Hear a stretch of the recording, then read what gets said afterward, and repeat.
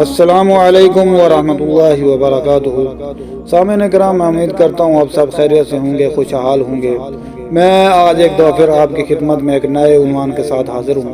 اس عنوان کی جانب بڑھنے سے قبل میری آپ سے درخواست ہے کہ میرا چینل سبسکرائب کر دیجئے اور ساتھ ہی بیل آئیکن کا بٹن دبا دیجئے تاکہ آنے والی ہر نئی ویڈیو آپ تک پہنچتی رہے۔ سامعین کرام، آدمی کی خوبیاں ہی بعض اوقات اس کی دشمن بن جاتی ہیں۔ ایاز کی ذہانت و دیانت اور امانت، اپنے آقا کے ساتھ وابستگی، کامل فرما برداری ایسے اعمال تھے جنہوں نے تمام ارکان دولت کو اس کا دشمن بنا دیا تھا۔ ایاز کے خلاف ان کے دلوں میں کدورت، بغض اور حسد کا مادہ روز بروز بڑھتا ہی جا رہا تھا۔ ادھر سلطان کا لطف و کرم اور جود و سخا ایاز کے حق میں بڑھ رہا تھا۔ ایک دن عمرا نے بادشاہ سے عرض کی کہ ہم غلاموں کی ناقص عقل میں یہ بات نہیں آ رہی کہ آپ ایک معمولی غلام ایاز کی عقل و بصیرت پر کیوں کر یقین رکھتے ہیں۔ ایک ہی صف میں کھڑے ہو گئے محمود و ایاز، ایک ہی صف میں کھڑے ہو گئے محمود و ایاز، نہ کوئی بندہ رہا نہ کوئی بندہ نواز۔ سلطان نے اس وقت کوئی جواب نہ دیا اور مسلسل اس معاملے میں خاموش رہا۔ چند دنوں بعد دربار کے ان حاسد عمراء کو ساتھ لے کر جنگل اور پہاڑ کی طرف نکلا۔ کوسوں میل دور ایک قافلہ پڑاؤ ڈالے ہوا تھا۔ سلطان نے ایک امیر کو حکم دیا، گھوڑے پر تیزی سے جاؤ اور قافلے والوں سے پوچھو کہ کہاں سے آئے ہو۔ وہ امیر سلطان کے حکم کی تعمیل میں گیا اور کچھ دیر بعد واپس آ کر بتایا کہ قافلہ شہر رے سے آیا ہے۔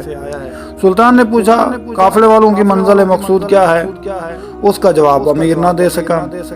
سلطان نے دوسرے امیر سے کہا اب تم جاؤ اور پوچھو کہ کارواں کدھر جائے گا۔ دوسرا امیر جواب لایا کہ ان کا ارادہ یمن کا ہے۔ بادشاہ نے اس سے پوچھا ان کا ساز و سامان کیا ہے؟ اس بات کا جواب وہ نہ دے سکا۔ وزیر حیران ہوا کہ یہ تو اس نے معلوم ہی نہیں کیا۔ بادشاہ نے ایک اور امیر کو بھیجا اور حکم دیا کہ دریافت کر کے آؤ کہ ان کے پاس کیا سامان ہے۔ اس نے واپس آ کر کہا کہ ان کا سامان رے کے برتن ہیں۔ بادشاہ نے اس سے پوچھا وہ قافلے رے شہر سے کب نکلا تھا؟ وہ امیر اس سوال کا جواب دینے سے عاجز رہا۔ بادشاہ نے ایک اور وزیر کو بھیجا تاکہ وہ معلوم کرے کہ انہوں نے سفر کب شروع کیا۔ اس نے واپس آ کر بتایا کہ 7ویں رجب کو یہ قافلہ رے سے روانہ ہوا، اور ساتھ ہی بادشاہ نے یہ پوچھا کہ رے شہر میں اشیاء کا بھاؤ کیا ہے۔ وہ سلطان کے سوال کا جواب دینے سے عاجز رہا۔ اسی طرح بادشاہ نے 30 سرداروں کو بھیجا اور ایک ایک سوال دریافت کیا۔ ان میں سے ہر ایک نے اسی ایک ہی سوال کا جواب معلوم کیا اور واپس آ گیا۔ غرض سب امیر ناقص العقل اور پریشان ذہن ثابت ہوئے۔ قافلے والوں کا پورا حال کسی نے جاننے کی زحمت گوارا نہ کی۔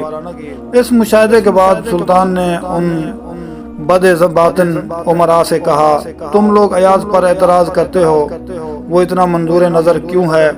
سلطان نے ان پر ایک معنی خیز نظر ڈالی اور کہا میں تم سے پہلے ایاز کا امتحان لے چکا ہوں۔ میں نے اس کو یہ دریافت کرنے کے لیے بھیجا کہ قافلہ کہاں سے آیا ہے۔ وہ گیا اور قافلے کا سارا حال دریافت کر کے واپس آیا۔ میں نے اس سے جو سوال کیا اس نے تسلی بخش جواب دیا۔ جو معلومات تم 30 آدمیوں نے 30 پھیروں میں فراہم کی، اب تمہیں پتہ چل گیا کہ میں اس کی اتنی قدر کیوں کرتا ہوں۔ یہ سن کر سب امیروں کے چہرے شرم سے پانی پانی ہو گئے۔ انہوں نے اپنے گستاخی کی معافی چاہتے ہوئے کہا بے شک ہم ایاز کی برابری نہیں کر سکتے۔ ایاز کی فراست، قابلیت، ذہانت خدا داد تھی، درس حیات۔ حسد ایک بیماری ہے، اس سے ہمیشہ بچنا چاہیے۔ تو اس کے ساتھ ہی دوستوں میں آپ سے اجازت چاہوں گا۔ والسلام، اپنی دعاؤں میں یاد رکھیے۔